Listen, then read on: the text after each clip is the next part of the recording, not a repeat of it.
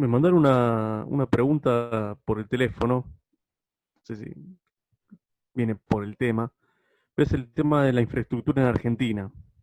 ¿Qué se debería empezar a fomentar para tener un mejor desarrollo y un mejor crecimiento en cuanto a la exportación? Yo creo que la pregunta por ahí fuera del tema laboral, yo creo que todos tenemos opinión de eso también. Eh, es decir, el liberalismo es la confianza en la libertad, ¿no es cierto? Y, de alguna manera la economía es la ciencia que va a estudiar cómo se asignan los recursos para optimizar su rendimiento, para hacerlos más eficientes y para salir de la pobreza, para progresar, ¿no es cierto? Y creo que lo que es infraestructura, creo que lo que es inversiones, siempre las manos más eficientes terminan siendo aquellas que emprenden y que se arriesgan y triunfan en ese riesgo, aquellas que más favorecen.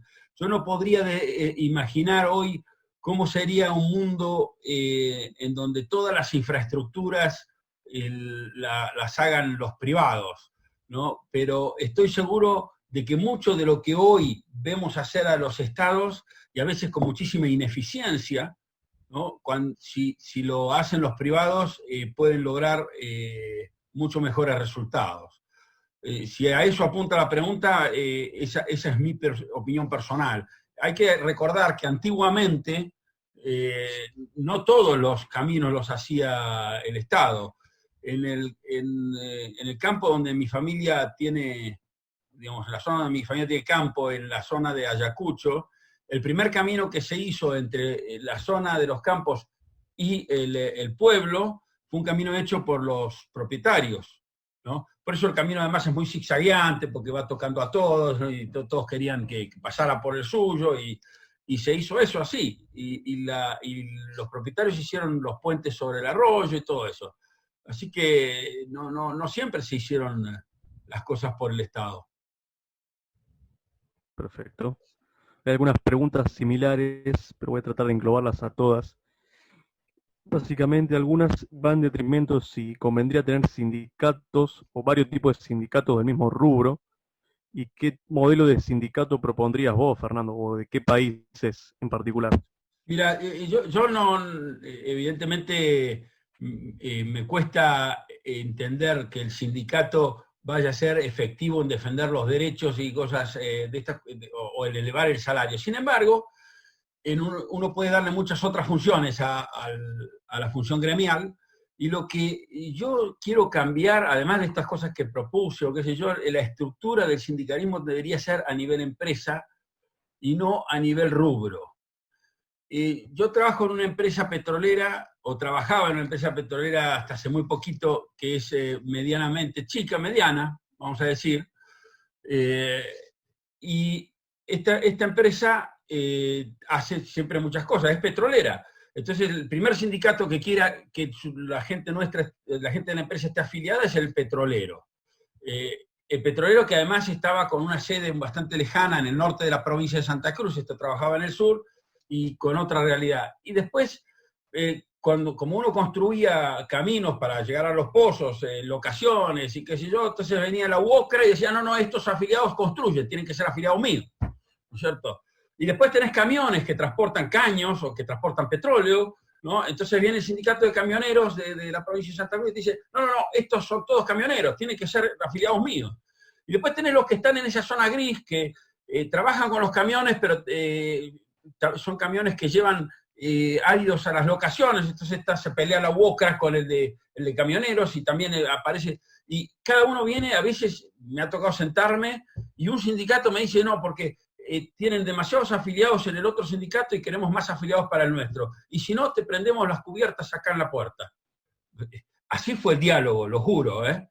Entonces había que negociar con el otro sindicato para sacarle afiliados para darle al otro. Eso era una locura.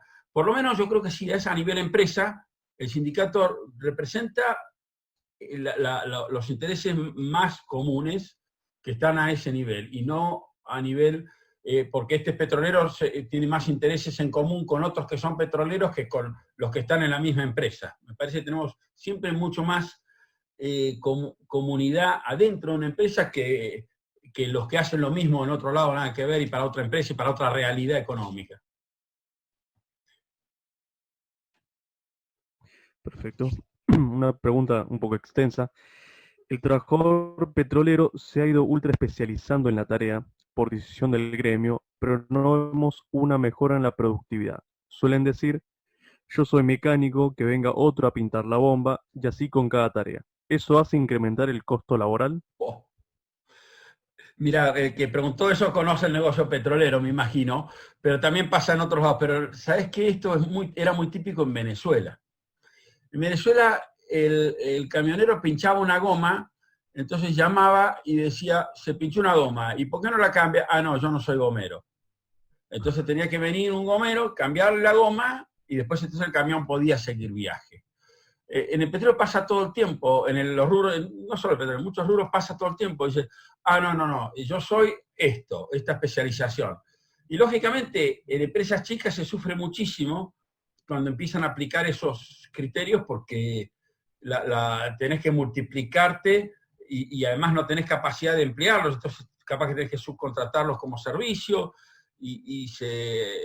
o se te para la operación porque se rompió una pieza que la puede arreglar cualquiera, pero no, ellos no son especialistas en esto. Pasa mucho. Lamentablemente esto incrementa mucho los costos y es lo que pasa siempre. Estos principios de división, ¿no? Que a veces te dicen, si se rompió una caballería tiene que llamar a un plomero certificado porque queremos defender el trabajo del plomero. Y en el fondo, queriendo defender el trabajo o queriendo mantener cierto rubro de trabajo, lo que termina ocurriendo es que al elevar el costo de la mano de obra por todas estas cosas que encarecen, como ocurre con otros, si el costo de la mano de obra, acuérdense el primer slide, si el costo de la mano de obra es más alto, la demanda se retrae. Y si la demanda se retrae, el salario baja.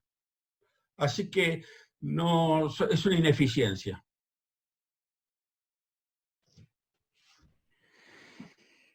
Muchas gracias. Vamos con otra. Hacemos otra. ¿Cómo es el mercado argentino en lo que respecta al tema petróleo?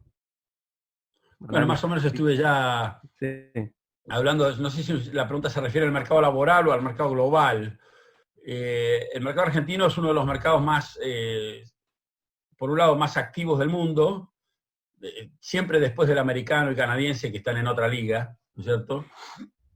Y no porque produzcamos mucho petróleo, de hecho nos ganarían por lejos los países árabes y que eso, nosotros no estamos encumbrados en los países más productores, ¿no es cierto? Pero sí tenemos mucha actividad de perforación, y es un rubro bastante activo, pero a su vez está muy sucio de intervenciones, regulaciones, ¿no es cierto?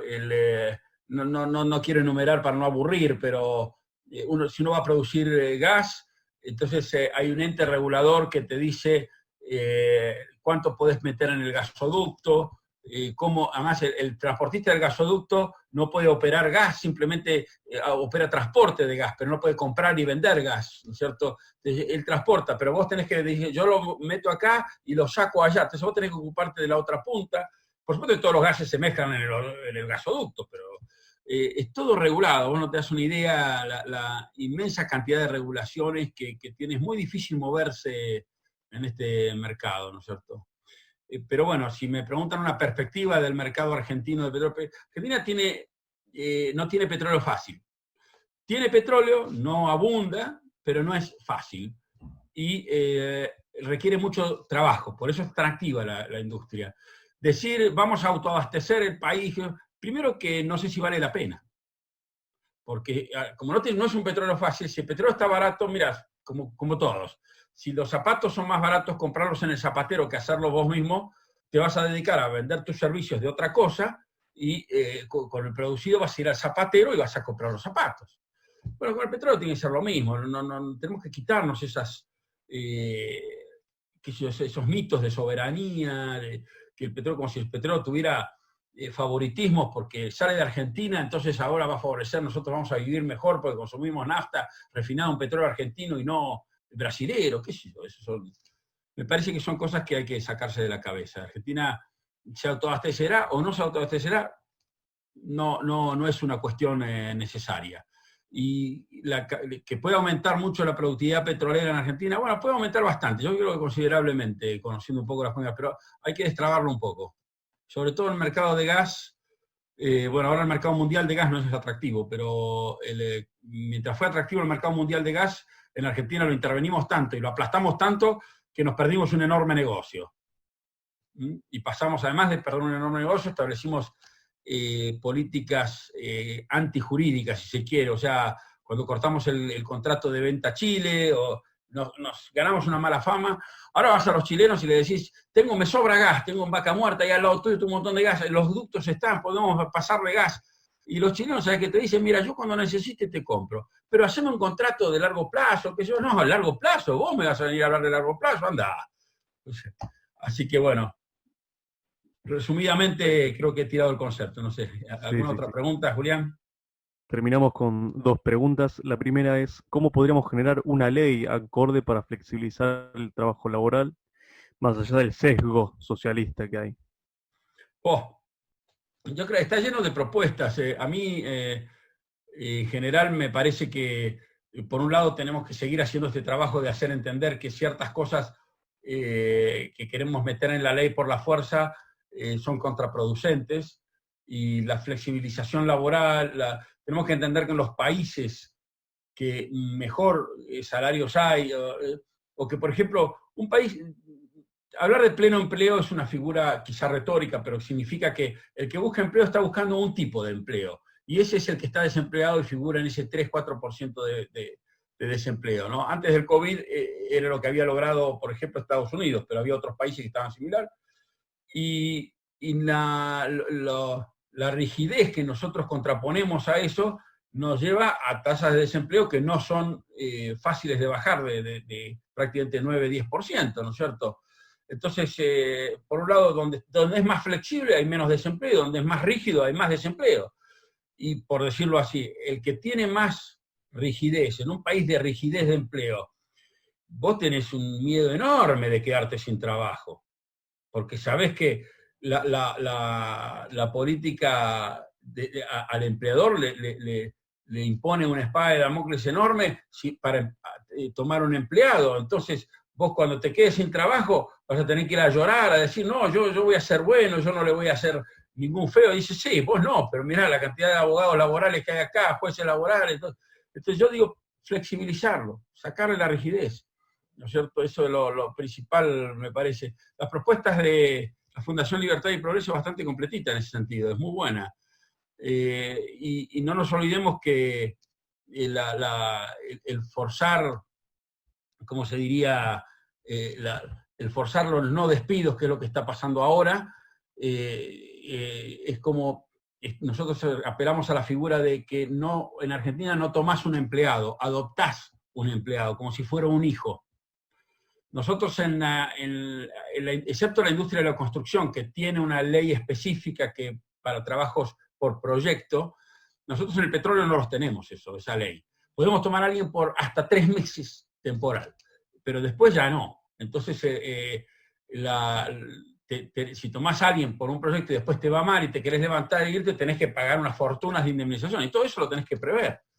Así que es un aumento enorme de costo laboral que la verdad que hace, y los sindicatos que después te hacen la vida imposible, hemos visto en Santa Cruz irse una empresa a la noche de un viernes para que el lunes, cuando los empleados lleguen, lo único que tengan sean telegramas y las indemnizaciones correspondientes, ¿no es cierto? Esa empresa no puede entrar más a Santa Cruz porque los sindicatos son capaces, creo que, de matar a cualquiera, pero ¿por qué hacen eso? Porque si vos anunciás que te vas a ir, inmediatamente te bloquean la base, no sale nadie, no puedes. Es increíble, ¿no es cierto? Así que, macho, tenemos que ser libres para entrar y para salir, ¿no? Si no somos libres para salir, nadie se siente libre para entrar. Vos entrarías en un lugar donde una vez que entraste es como el Hotel California, ¿no? You can never leave, ¿no es cierto? Yo creo que no entrarías. Totalmente. Bueno, eso es. Cerramos con una doble pregunta quizás de nuestro amigo Berti. Fer, ¿no crees que el sindicato es una asociación como cualquier otra y que lo único que debe abolirse es la personería gremial? es el punto que siempre toca, es un muy buen punto, Berti, porque que siempre toca Alberto Venegas Lynch, el padre de Berti también, y yo soy de la misma escuela. La personería gremial es la que le da como una exclusividad a la representación de un rubro específico, a cualquier gremio, y además la ley de personería gremial es una ley bastante perversa porque no deja que nadie pueda competir contra los que ya están encaramados y todo esto. Sí, yo estoy convencido de que si hablamos de libertad de asociación, ¿no? Cualquier asociación con fines lícitos puede existir y sin ningún problema. En cuanto entramos con que privilegios, ya seguramente estamos torciendo el asunto. Y sí, la personería gremial ha sido nefasta. Si nosotros, Alberto Venegas dice, para simplificar la reforma que él haría del sindicalismo, es derógase la personería gremial. Punto, ¿viste? Con eso le das, dice, sí, es como el derecho de huelga. Derecho, si vos tenés derecho de trabajar, tenés derecho a no trabajar. Y por supuesto, asumís la consecuencia. Si yo no voy a trabajar, asumo la consecuencia. Puedo usar ese derecho para manifestar una situación, una protesta, un reclamo, sí, todo lo que quieras. Ahora, cuando el derecho de huelga se convierte en algo forzado, esto es propio, es hijo también del mismo concepto. El padre es la personería gremial. Berti, sabés que estoy de acuerdo con todo eso. No me quería meter en hasta esa raíz. Simplemente quise hacer una propuesta pragmática, pero sí, por supuesto. Anexado a eso, Berti menciona que si está mal representado el afiliado, se asociará a otra institución que lo represente mejor o se independizará. Ahora, Ni ¿cuántos hablar. sindicatos habrá? Dependerá del mercado. ¿Qué opinas de eso? Bueno, lo que imaginamos es que la libertad puede generar un mercado de representación, ¿no es cierto? Uno qué sé yo, así como tu abogado lo elegís vos, o en otro rubro te asociás al club que vos querés, y si ese club un día no te gusta, te vas a otro. Imagínate que estuvieras obligado a ser socio por tu rubro del club Defensores de Belgrano, ¿no es cierto? Y decir, no, yo quiero ser hincha de excursionista, ¿por qué no voy a...? No, tiene que ser, y sí, la libertad sindical, pero la personalidad gremial, la libertad de afiliación. Lógicamente, si por eso dije que en la personalidad gremial el artículo más perverso me parece ese de que no deja a otros ejercer la representación gremial sin autorización del gremio activo, ¿no es cierto? Esto define el monopolio. Entonces, nadie puede decir, che, yo te voy a representar y voy a mostrarte que puedo ser más efectivo para que mañana me elijas a mí, tampoco. Sí, totalmente de acuerdo. Libertad de afiliación y además libertad de asociación, y eso daría por tierra con las conductas mafiosas y cómo se dice, y con que, digamos, tendrían que abrir las cuentas, porque yo no elegiría un representante sindical que hace lo que quiere con la plata, veo que se enriquece y dice, pará, esa es mi plata, ¿a dónde vas? ¿No? Mostrame tus cuentas, y si no me las querés mostrar, me voy a otro sindicalista o me busco otro sindicato que sí me represente, ¿no es cierto? Totalmente. Queridos Bueno, gracias. invitados, ha sido totalmente un placer haber escuchado a Había una Fernando pregunta que me Sornet. interesó, no sé si la rescatás por ahí, era de Horacio Feliu, pero no sé si la voy a poder rescatar. Esto, de la llamada de la responsabilidad social empresarial. Sí, como no, adelante. Me la mandó en privado, por eso, Horacio, tenés que hacerla en público, si no, no la van a hacer nunca. Bueno, pero sí, a mí me dicen la responsabilidad social empresarial. Es un concepto que puede ser muy equívoco. Si nosotros vimos y entendimos el proceso por el cual el empresario, sin valoración moral de ningún tipo, el empresario, no porque sea bueno va a aumentar los salarios, ¿no es cierto? El empresario simplemente, cuando no le quede más remedio, lo va a hacer, ¿no? Y también es incierto, o digamos, vamos a decir, no es cierto que si el empresario dijera, bueno, vamos a ver, yo tengo acá un margen enorme y voy a pagarle a los asalariados mucho más, porque a mí realmente me interesa pagarles muchísimo más. Probablemente no se desarrolle tampoco esa rueda donde el beneficio extraordinario es el disparador, ¿no es cierto? Así que podría pasar, pero lo mejor que puede pasar es que actúe el mercado. O sea, lo mejor que puede pasar es que ese beneficio extraordinario existe, y esa es la mejor función social. Porque la mejor función social es la que nos hace progresar, que es el fin de la sociedad. Queremos vivir todos un poco mejor, siempre, cada día. Queremos ofrecer más salud, más educación a nuestros hijos, ¿no es cierto? Y queremos todos poder producir más con un poco menos de esfuerzo, ser más eficientes. Esa es la mejor labor social, ¿no es cierto? La mejor labor social, no, a lo mejor individualmente, es muy loable lo que muchos hacen de, por ahí vamos a los barrios pobres y damos ayuda y eso te hace bien a vos, a cada uno, ¿no es cierto? Además de hacer el bien directo que estás generando, te hace bien a vos como persona, pero la verdad es que ha sacado mucho más gente de la pobreza, el capitalismo, el seguir el interés, este interés que libremente en el mercado se desarrolla, ¿no? Ha sacado mucho más gente de la pobreza que las ONGs. Y sin despreciar ninguna y sin pedirle a nadie que salga de su ONG o que deje de hacerlo, porque te genera además a vos una virtud como persona, ¿no es cierto? La generosidad, la caridad son virtudes enormes, pero si piensan que así es como se sale de la pobreza, están equivocados. Esa es la función social. Gracias, Horacio.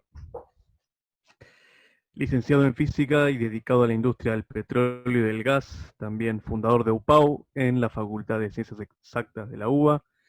Al señor Fernando Solanet, muchísimas gracias por estar compartiendo esta velada con nosotros, al igual que al señor José Venegas, a Berti Venegas Lynch, al señor Luciano Silva por hacer posible esta charla.